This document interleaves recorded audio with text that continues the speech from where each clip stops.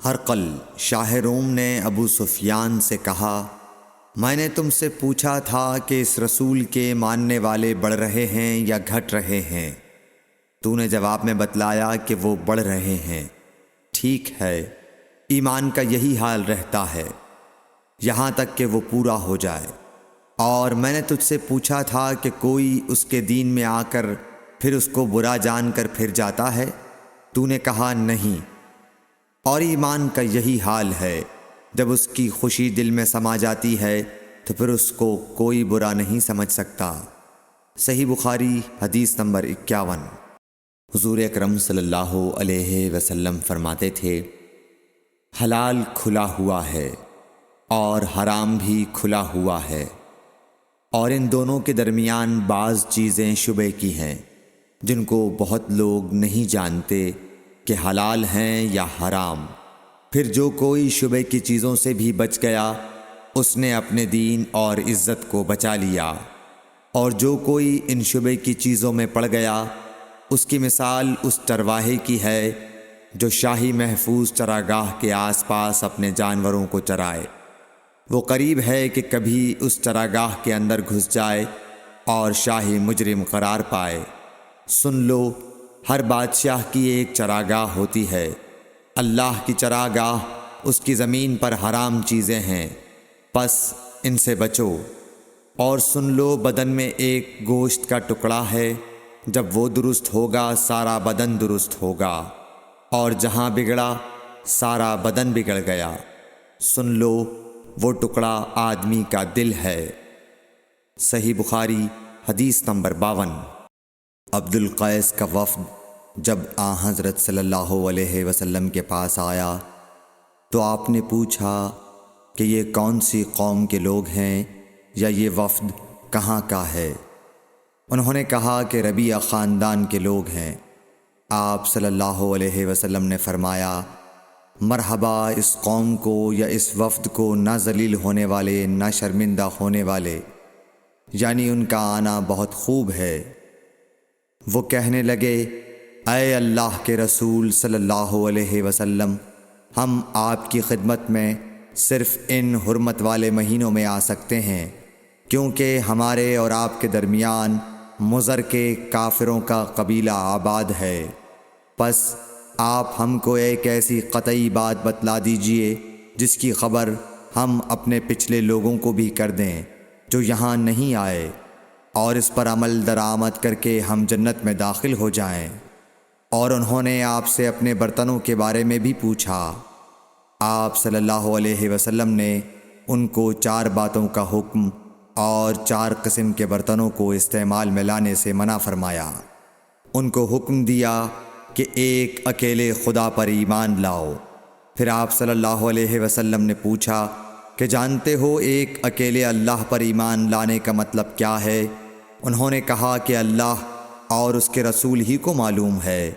آپ نے فرمایا کہ اس بات کی گواہی دینا کہ اللہ کے سوا کوئی معبود نہیں، اور یہ حضرت محمد صلی اللہ علیہ وسلم اس کے سچے رسول ہیں، اور نماز قائم کرنا اور زکوٰۃ ادا کرنا اور رمضان کے روزے رکھنا، اور مال غنیمت سے جو ملے اس کا 5واں حصہ مسلمانوں کے بیت المال میں داخل کرنا، اور 4 برتنوں کے استعمال سے آپ صلی اللہ علیہ وسلم نے ان کو منع فرمایا، سبز لاکھی مرتبان سے، اور کدو کے بنائے ہوئے برتن سے، لکڑی کے کھودے ہوئے برتن سے، اور روغنی برتن سے، اور فرمایا کہ ان باتوں کو حفظ کر لو اور ان لوگوں کو بھی بتلا دینا جو تم سے پیچھے ہیں اور یہاں نہیں آئے ہیں۔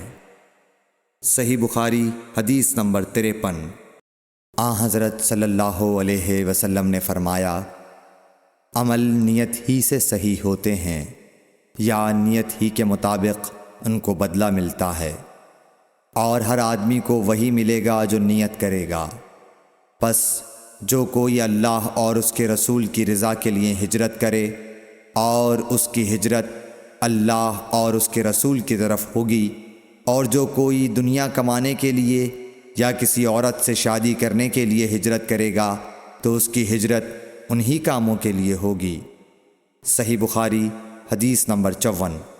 حضرت صلی اللہ علیہ وسلم نے فرمایا، جب آدمی ثواب کی نیت سے اپنے اہل و عیال پر خرچ کرے پس وہ بھی اس کے لیے صدقہ ہے۔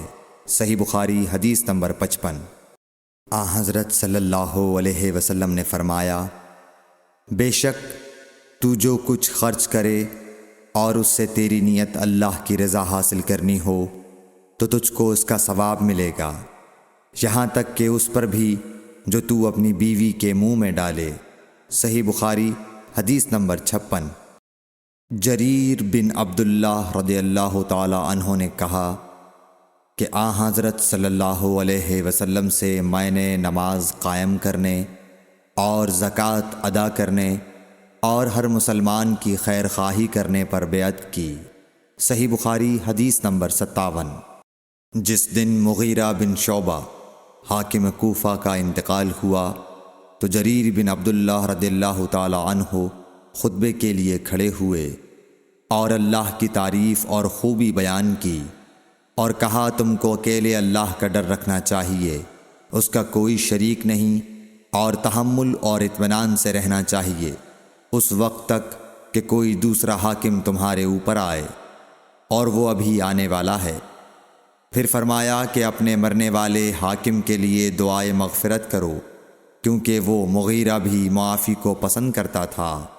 پھر کہا کہ اس کے بعد تم کو معلوم ہونا چاہیے کہ میں ایک دفعہ حضرت صلی اللہ علیہ وسلم کے پاس آیا اور میں نے عرض کیا کہ میں آپ سے اسلام پر بیعت کرتا ہوں۔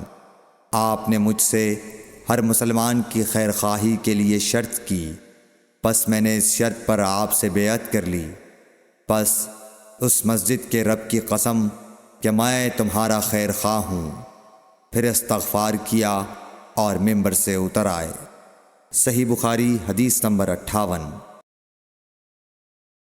ایک بار حضرت صلی اللہ علیہ وسلم لوگوں میں بیٹھے ہوئے ان سے باتیں کر رہے تھے، اتنے میں ایک دیہاتی آپ کے پاس آیا اور پوچھنے لگا کہ قیامت کب آئے گی؟ آپ صلی اللہ علیہ وسلم اپنی گفتگو میں مصروف رہے۔ بعض لوگ جو مجلس میں تھے کہنے لگے، آپ صلی اللہ علیہ وسلم نے دیہاتی کی بات سنی لیکن پسند نہیں کی، اور بعض کہنے لگے کہ نہیں، بلکہ آپ نے اس کی بات سنی ہی نہیں۔ جب آپ اپنی باتیں پوری کر چکے تو میں سمجھتا ہوں کہ آپ صلی اللہ علیہ وسلم نے یوں فرمایا، وہ قیامت کے بارے میں پوچھنے والا کہاں گیا؟ اس دیہاتی نے کہا، حضور میں موجود ہوں۔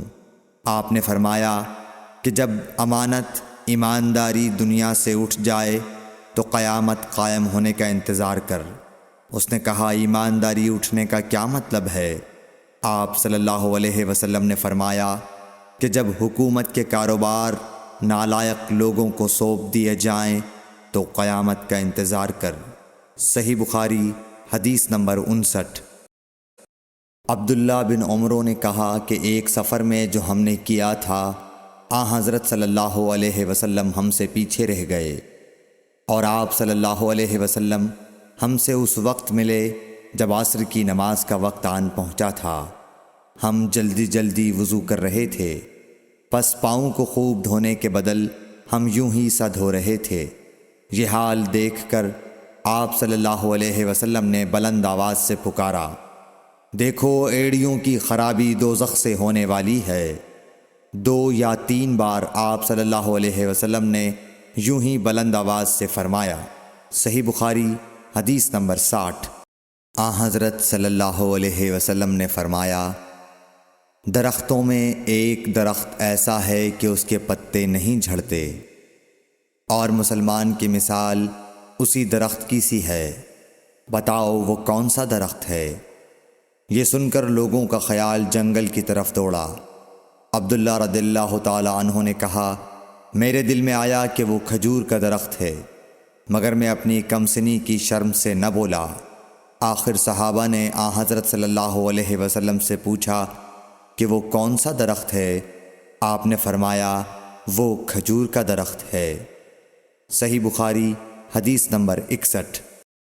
حضرت صلی اللہ علیہ وسلم نے فرمایا، درختوں میں سے ایک درخت ایسا ہے کہ اس کے پتے نہیں جھڑتے، اور مسلمان کی بھی یہی مثال ہے۔ بتلاؤ وہ کون سا درخت ہے؟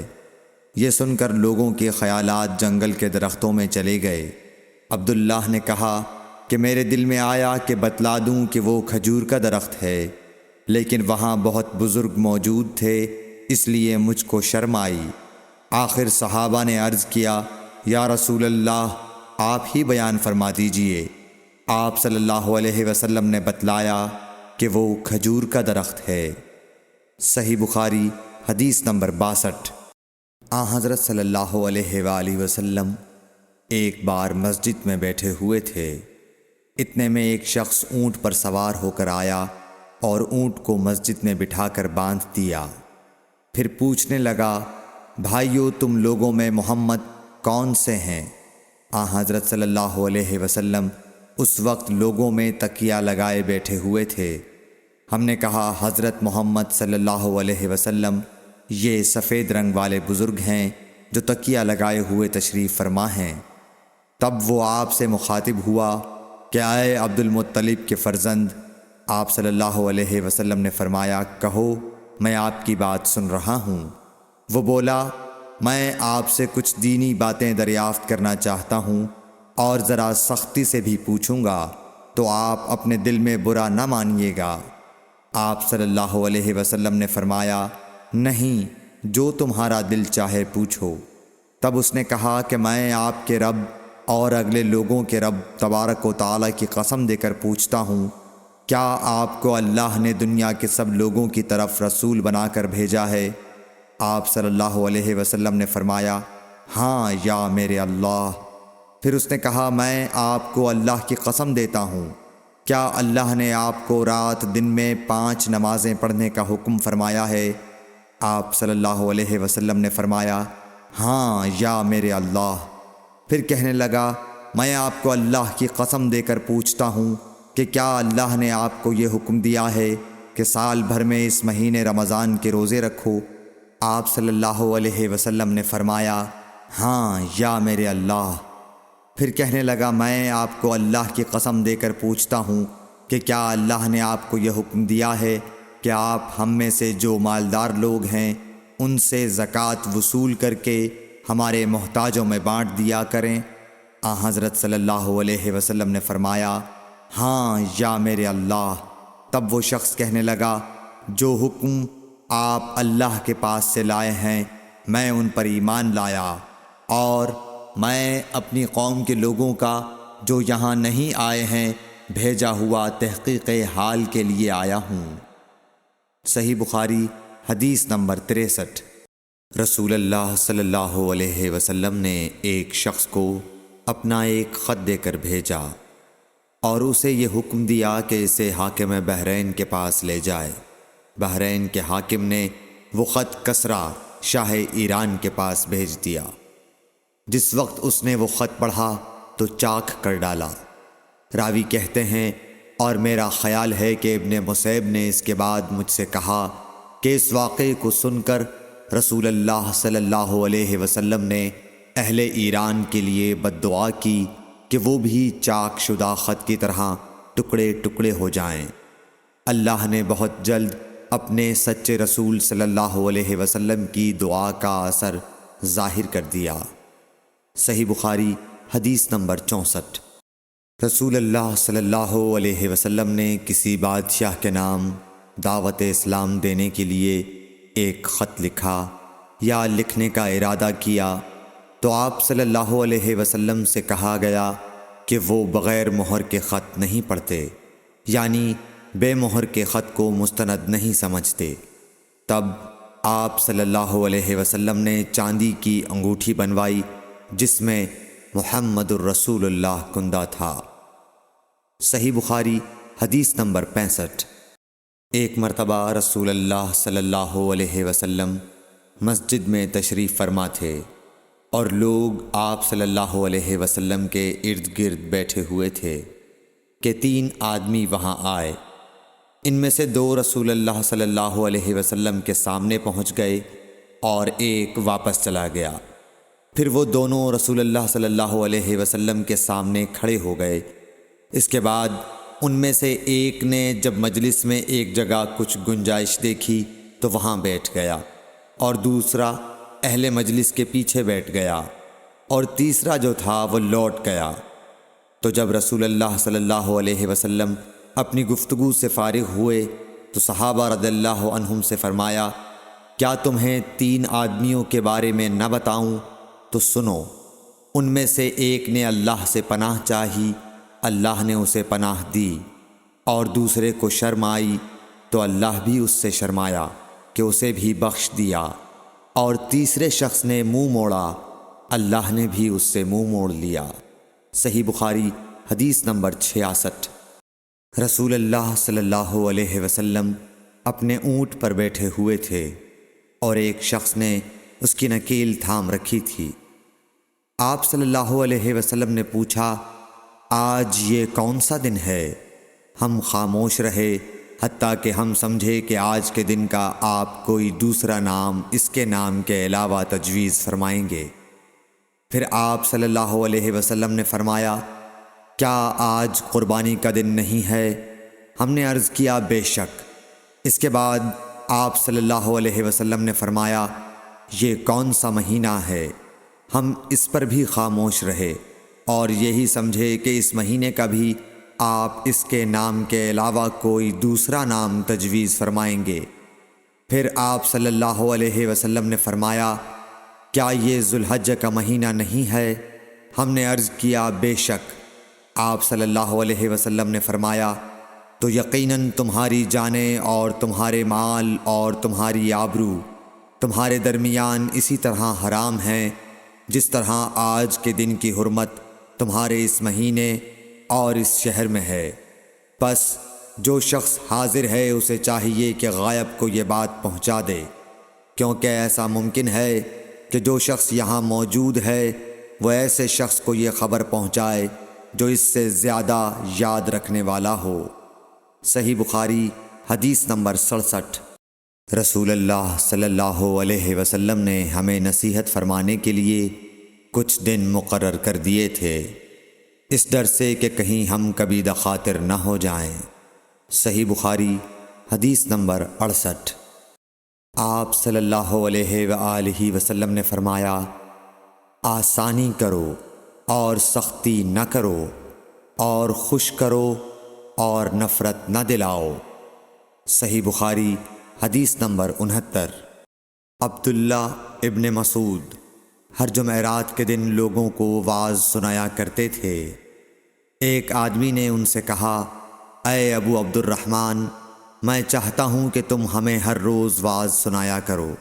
انہوں نے فرمایا، تو سن لو کہ مجھے اس امر سے کوئی چیز مانع ہے تو یہ کہ میں یہ بات پسند نہیں کرتا کہ کہیں تم تنگ نہ ہو جاؤ، اور میں واعظ میں تمہاری فرصت کا وقت تلاش کیا کرتا ہوں، جیسا کہ رسول اللہ صلی اللہ علیہ وسلم اس خیال سے کہ ہم کبھی دخاطر نہ ہو جائیں واعظ کے لیے ہمارے اوقات فرصت کا خیال رکھتے تھے۔ صحیح بخاری حدیث نمبر 70۔ رسول اللہ صلی اللہ علیہ وسلم نے فرمایا، جس شخص کے ساتھ اللہ تعالی بھلائی کا ارادہ کرے اسے دین کی سمجھ عنایت فرما دیتا ہے، اور میں تو محض تقسیم کرنے والا ہوں، دینے والا تو اللہ ہی ہے، اور یہ امت ہمیشہ اللہ کے حکم پر قائم رہے گی، اور جو شخص ان کی مخالفت کرے گا انہیں نقصان نہیں پہنچا سکے گا یہاں تک کہ اللہ کا حکم قیامت آ جائے اور یہ عالم فنا ہو جائے۔ صحیح بخاری حدیث نمبر 71۔ عبداللہ بن عمر رضی اللہ تعالی عنہ کہتے تھے کہ ہم رسول اللہ صلی اللہ علیہ وسلم کی خدمت میں حاضر تھے کہ آپ صلی اللہ علیہ وسلم کے پاس کھجور کا ایک گابھا لایا گیا۔ اسے دیکھ کر آپ نے فرمایا کہ درختوں میں ایک درخت ایسا ہے اس کی مثال مسلمان کی طرح ہے۔ ابن عمر کہتے ہیں کہ یہ سن کر میں نے ارادہ کیا کہ عرض کروں کہ وہ درخت کھجور کا ہے، مگر چونکہ میں سب میں چھوٹا تھا اس لیے خاموش رہا۔ پھر رسول اللہ صلی اللہ علیہ وسلم نے خود ہی فرمایا کہ وہ کھجور ہے۔ صحیح بخاری حدیث نمبر 72۔ رسول اللہ صلی اللہ علیہ وسلم کا ارشاد ہے کہ حسد صرف 2 باتوں میں جائز ہے۔ ایک تو اس شخص کے بارے میں جسے اللہ نے دولت دی ہو اور وہ اس دولت کو راہ حق میں خرچ کرنے پر بھی قدرت رکھتا ہو، اور ایک اس شخص کے بارے میں جسے اللہ نے حکمت کی دولت سے نوازا ہو اور وہ اس کے ذریعے سے فیصلہ کرتا ہو اور لوگوں کو اس حکمت کی تعلیم دیتا ہو۔ صحیح بخاری حدیث نمبر 73۔ رسول اللہ صلی اللہ علیہ وآلہ وسلم نے فرمایا، ایک دن حضرت موسیٰ علیہ السلام بنی اسرائیل کی ایک جماعت میں بیٹھے ہوئے تھے کہ اتنے میں ایک شخص آیا اور اس نے آپ سے پوچھا، کیا آپ جانتے ہیں کہ دنیا میں کوئی آپ سے بڑھ کر عالم موجود ہے؟ حضرت موسیٰ علیہ السلام نے فرمایا، نہیں۔ اس پر اللہ تعالیٰ نے حضرت موسیٰ علیہ السلام کے پاس وحی بھیجی کہ ہاں، ہمارا بندہ خضر ہے جس کا علم تم سے زیادہ ہے۔ حضرت موسیٰ علیہ السلام نے اللہ سے دریافت کیا کہ خضر علیہ السلام سے ملنے کی کیا صورت ہے؟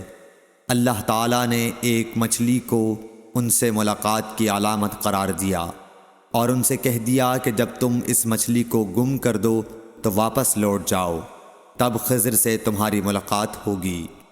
تب موسیٰ علیہ السلام چلے اور دریا میں مچھلی کی علامت تلاش کرتے رہے۔ اس وقت ان کے ساتھی نے کہا، جب ہم پتھر کے پاس تھے کیا آپ نے دیکھا تھا؟ میں اس وقت مچھلی کا کہنا بھول گیا اور شیطان ہی نے مجھے اس کا ذکر بھلا دیا۔ موسیٰ علیہ السلام نے کہا، اسی مقام کی ہمیں تلاش تھی۔ تب وہ اپنے نشانات قدم پر پچھلے پاؤں باتیں کرتے ہوئے لوٹے۔ وہاں انہوں نے خضر علیہ السلام کو پایا۔ پھر ان کا وہی قصہ ہے جو اللہ نے اپنی کتاب قرآن میں بیان کیا ہے۔ صحیح بخاری حدیث نمبر 74۔ حضرت ابن عباس رضی اللہ تعالی عنہ نے فرمایا کہ ایک مرتبہ رسول اللہ صلی اللہ علیہ وآلہ وسلم نے مجھے سینے سے لگا لیا اور دعا دیتے ہوئے فرمایا کہ اے اللہ، اسے علم کتاب قرآن عطا فرمائیو۔ صحیح بخاری حدیث نمبر 75۔ عبداللہ بن عباس رضی اللہ تعالی عنہ نے فرمایا کہ میں ایک مرتبہ گدھی پر سوار ہو کر چلا۔ اس زمانے میں میں بلوغ کے قریب تھا۔ رسول اللہ صلی اللہ علیہ وسلم منی میں نماز پڑھ رہے تھے اور آپ کے سامنے دیوار کی آڑ نہ تھی، تو میں بعض صفوں کے سامنے سے گزرا اور گدھی کو چھوڑ دیا۔ وہ چرنے لگی، جبکہ میں صف میں شامل ہو گیا، مگر کسی نے مجھے اس بات پر ٹوکا نہیں۔ صحیح بخاری حدیث نمبر 76۔ محمود بن ربی فرماتے ہیں کہ مجھے یاد ہے کہ ایک مرتبہ رسول اللہ صلی اللہ علیہ وسلم نے ایک ڈول سے منہ میں پانی لے کر میرے چہرے پر کلی فرمائی اور میں اس وقت 5 سال کا تھا۔ صحیح بخاری حدیث نمبر 77۔ حضور اکرم صلی اللہ علیہ وآلہ وسلم نے فرمایا کہ ایک بار حضرت موسیٰ علیہ السلام بنی اسرائیل کی ایک جماعت میں تھے کہ اتنے میں ایک شخص آیا اور کہنے لگا، کیا آپ جانتے ہیں کہ دنیا میں آپ سے بھی بڑھ کر کوئی عالم موجود ہے؟ حضرت موسیٰ علیہ السلام نے فرمایا کہ نہیں۔ تب اللہ تعالیٰ نے حضرت موسیٰ علیہ السلام پر وحی نازل کی کہ ہاں، ہمارا بندہ خضر علم میں تم سے بڑھ کر ہے۔ تو حضرت موسیٰ علیہ السلام نے ان سے ملنے کی راہ دریافت کی۔ اس وقت اللہ تعالیٰ نے ان سے ملاقات کے لیے مچھلی کو نشانی قرار دیا اور ان سے کہہ دیا کہ جب تم مچھلی کو نہ پاؤ تو لوٹ جانا، تم خضر سے ملاقات کر لوگے۔ حضرت موسیٰ علیہ السلام دریا میں مچھلی کے نشان کا انتظار کرتے رہے۔ تب ان کے خادم نے ان سے کہا، کیا آپ نے دیکھا تھا کہ جب ہم پتھر کے پاس تھے تو میں وہاں مچھلی بھول گیا اور مجھے شیطان ہی نے غافل کر دیا؟ حضرت موسیٰ علیہ السلام نے کہا کہ ہم اسی مقام کے تو متلاشی تھے۔ تب وہ اپنے قدموں کے نشانوں پر باتیں کرتے ہوئے واپس لوٹے۔ وہاں خضر علیہ السلام کو انہوں نے پایا۔ پھر ان کا قصہ وہی ہے جو اللہ تعالیٰ نے اپنی کتاب میں بیان فرمایا ہے۔ صحیح بخاری حدیث نمبر 78۔ آپ صلی اللہ علیہ وآلہ وسلم نے فرمایا کہ اللہ تعالیٰ نے مجھے جس علم و ہدایت کے ساتھ بھیجا ہے اس کی مثال زبردست بارش کی سی ہے جو زمین پر خوب برسے۔ بعض زمین جو صاف ہوتی ہے وہ پانی کو پی لیتی ہے اور بہت سبزہ اور گھاس اگاتی ہے، اور بعض زمین جو سخت ہوتی ہے وہ پانی کو روک لیتی ہے۔ اس سے اللہ تعالیٰ لوگوں کو فائدہ پہنچاتا ہے، وہ اس سے سیراب ہوتے ہیں اور سیراب کرتے ہیں۔ اور کچھ اور زمین کے بعض خطوں پر پانی پڑتا ہے جو بالکل چٹیل میدان ہوتے ہیں، نہ پانی روکتے ہیں اور نہ ہی سبزہ اگاتے ہیں۔ تو یہ اس شخص کی مثال ہے جو دین میں سمجھ پیدا کرے اور نفع دے۔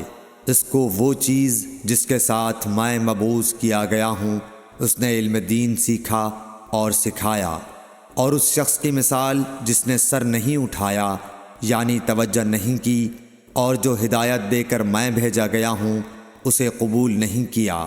صحیح بخاری حدیث نمبر 79۔ رسول اللہ صلی اللہ علیہ وسلم نے فرمایا، علامت قیامت میں سے یہ ہے کہ دینی علم اٹھ جائے گا اور جہل ہی جہل ظاہر ہو جائے گا، اور اعلانیہ شراب پی جائے گی اور زنا پھیل جائے گا۔ صحیح بخاری حدیث نمبر 80۔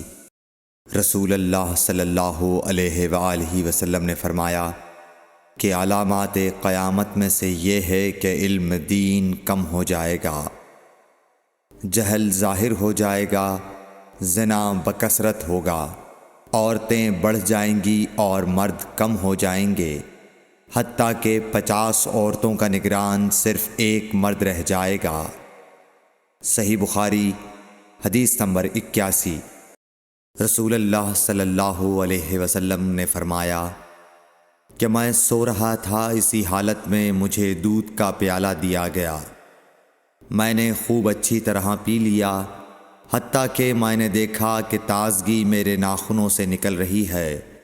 پھر میں نے اپنا بچا ہوا دودھ عمر بن الخطاب کو دے دیا۔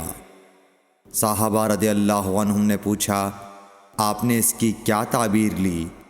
آپ صلی اللہ علیہ وسلم نے فرمایا، علم۔ صحیح بخاری حدیث نمبر 82۔ حجۃ الوداع میں رسول اللہ صلی اللہ علیہ وسلم لوگوں کے مسائل دریافت کرنے کی وجہ سے منا میں ٹھہر گئے، تو ایک شخص آیا اور اس نے کہا کہ میں نے بے خبری میں ذبح کرنے سے پہلے سر منڈا لیا۔ آپ صلی اللہ علیہ وسلم نے فرمایا، اب ذبح کر لے اور کچھ حرج نہیں۔ پھر دوسرا آدمی آیا، اس نے کہا کہ میں نے بے خبری میں رمی کرنے سے پہلے قربانی کر لی۔ آپ صلی اللہ علیہ وآلہ وسلم نے فرمایا، اب رمی کر لے اور پہلے کر دینے سے کچھ حرج نہیں۔ ابن عمرو کہتے ہیں، اس دن آپ صلی اللہ علیہ وسلم سے جس چیز کا بھی سوال ہوا جو کسی نے آگے اور پیچھے کر لی تھی، تو آپ صلی اللہ علیہ وسلم نے یہی فرمایا کہ اب کر لے اور کچھ حرج نہیں۔ صحیح بخاری حدیث نمبر 83۔ نبی صلی اللہ علیہ وسلم سے آپ کے آخری حج میں کسی نے پوچھا کہ میں نے رمی کرنے یعنی کنکر پھینکنے سے پہلے ذبح کر لیا۔ آپ صلی اللہ علیہ وسلم نے ہاتھ سے اشارہ کیا اور فرمایا، کچھ حرج نہیں۔ کسی نے کہا کہ میں نے ذبح سے پہلے حلق کر لیا۔ آپ صلی اللہ علیہ وسلم نے سر سے اشارہ فرما دیا کہ کچھ حرج نہیں۔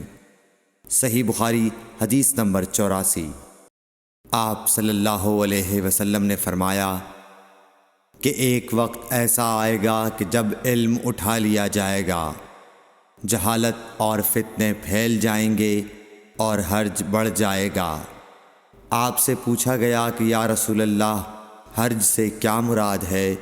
آپ صلی اللہ علیہ وسلم نے اپنے ہاتھ کو حرکت دے کر فرمایا، اس طرح گویا آپ صلی اللہ علیہ وسلم نے اس سے قتل مراد لیا۔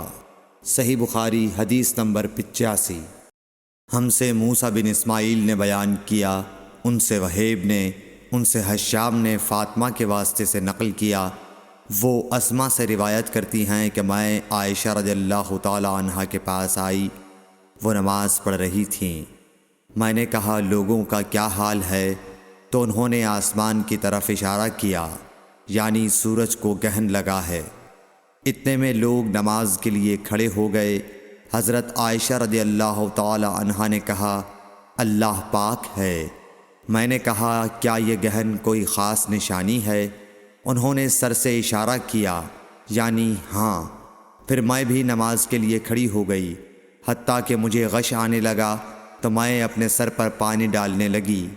پھر نماز کے بعد رسول اللہ صلی اللہ علیہ وسلم نے اللہ تعالیٰ کی تعریف کی اور اس کی صفت بیان فرمائی۔ پھر فرمایا جو چیز مجھے پہلے دکھلائی نہیں گئی تھی آج وہ سب اس جگہ میں نے دیکھ لی، یہاں تک کہ جنت اور دوزخ کو بھی دیکھ لیا، اور مجھ پر یہ وحی کی گئی کہ تم اپنی قبروں میں آزمائے جاؤ گے۔ مثل یا قرب کا کون سا لفظ؟ حضرت اسما نے فرمایا میں نہیں جانتی۔ فاطمہ کہتی ہیں یعنی فتنہ دجال کی طرح آزمائے جاؤ گے۔ کہا جائے گا قبر کے اندر کہ تم اس آدمی کے بارے میں کیا جانتے ہو؟ تو جو صاحب ایمان یا صاحب یقین ہوگا، کون سا لفظ فرمایا؟ حضرت اسما نے مجھے یاد نہیں۔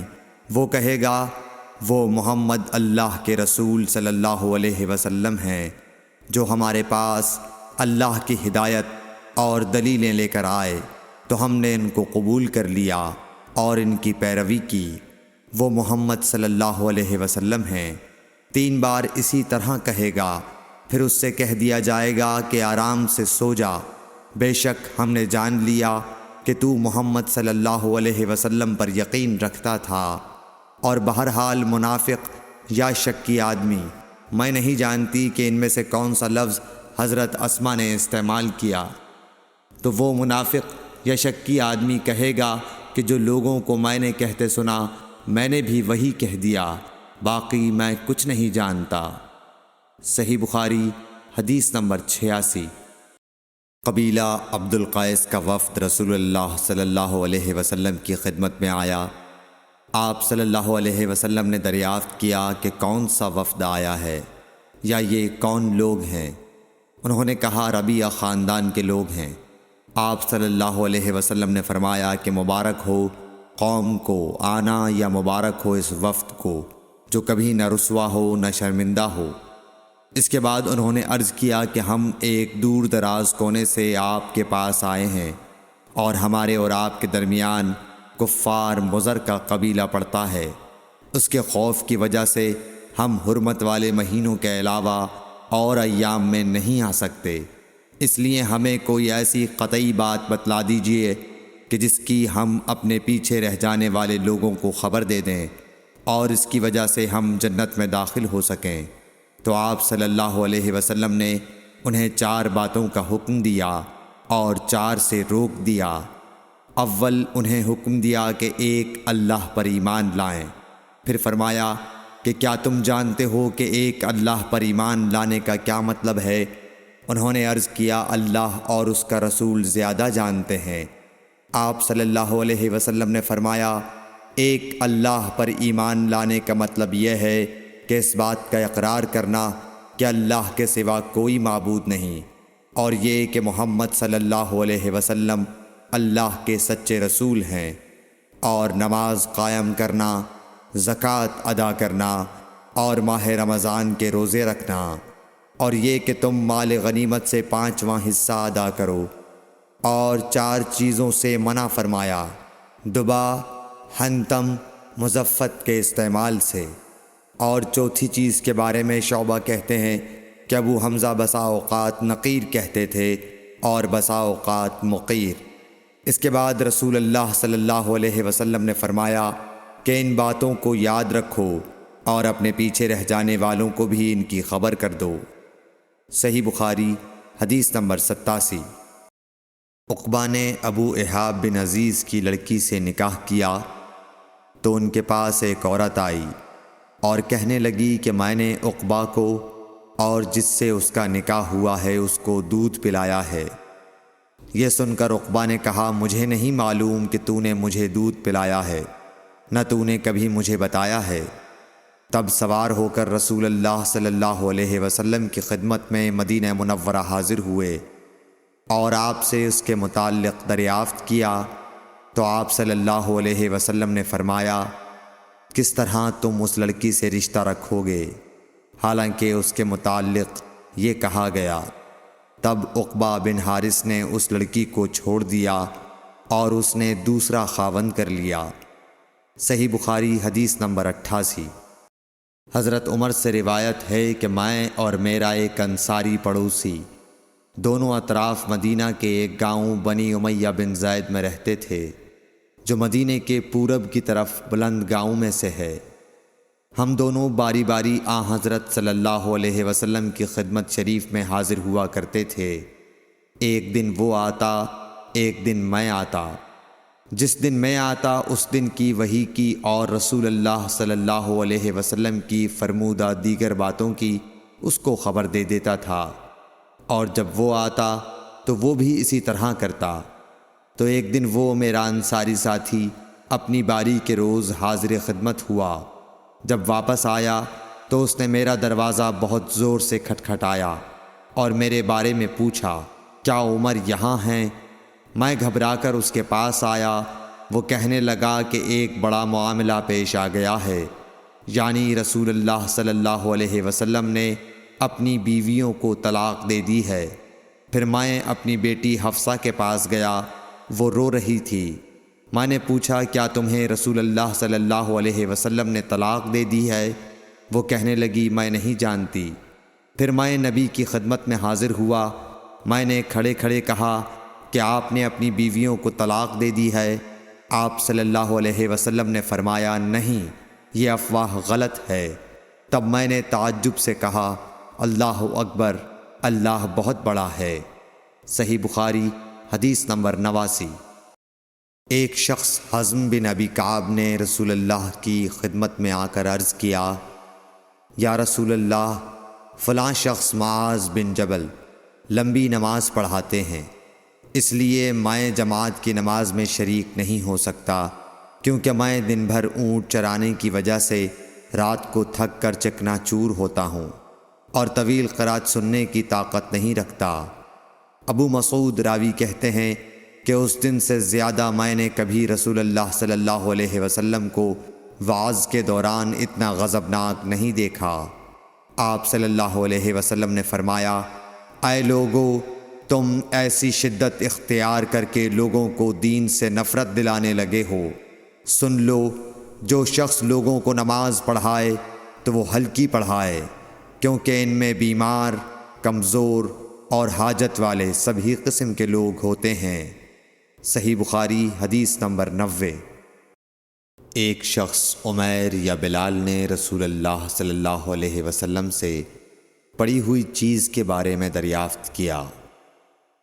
آپ نے فرمایا اس کی بندھن پہچان لے، یا فرمایا کہ اس کا برتن اور تھیلی کو پہچان لے، پھر 1 سال تک اس کی شناخت کا اعلان کراؤ، پھر اس کا مالک نہ ملے تو اس سے فائدہ اٹھاؤ، اور اگر اس کا مالک آ جائے تو اسے سونپ دو۔ اس نے پوچھا کہ اچھا گمشدہ اونٹ کے بارے میں کیا حکم ہے؟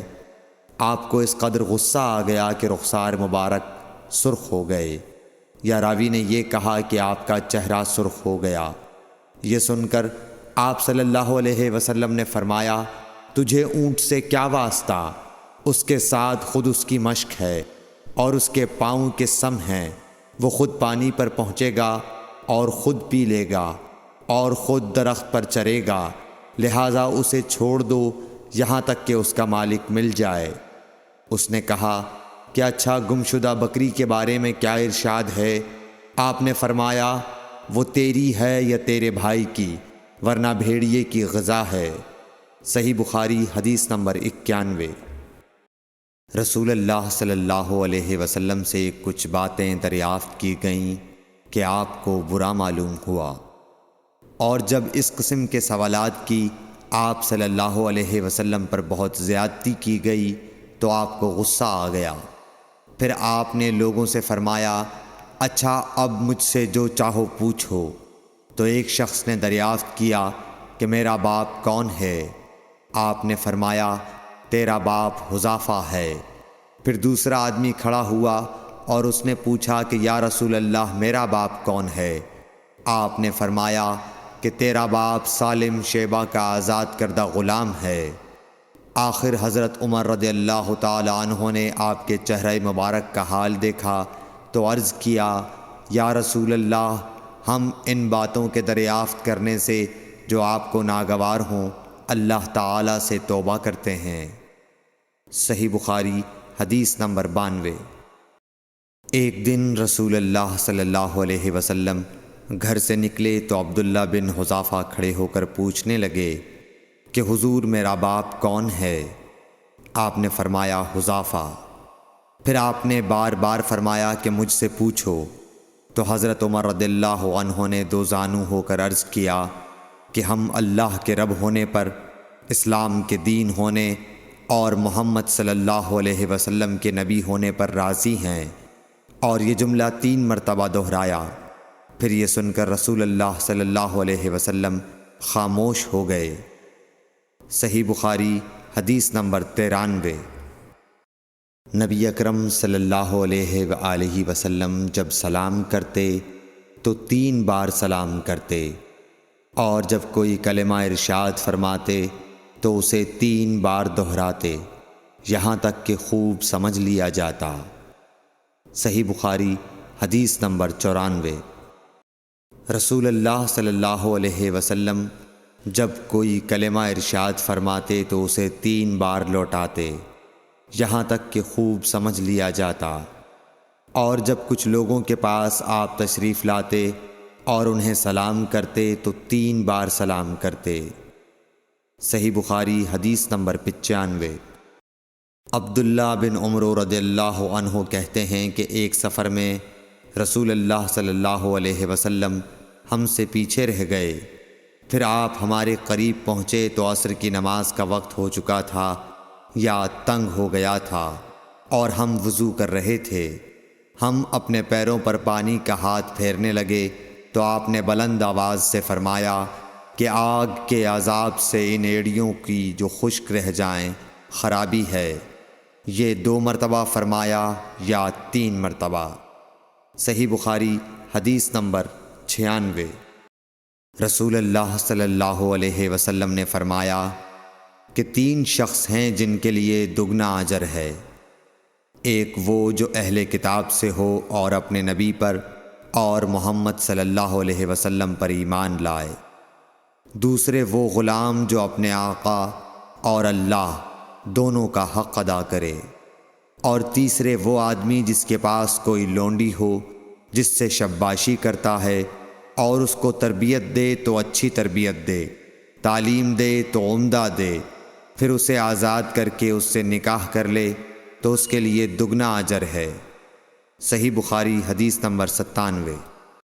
نبی صلی اللہ علیہ وسلم ایک مرتبہ عید کے موقع پر مردوں کی صفوں میں سے نکلے اور آپ کے ساتھ بلال رضی اللہ تعالی عنہ تھے۔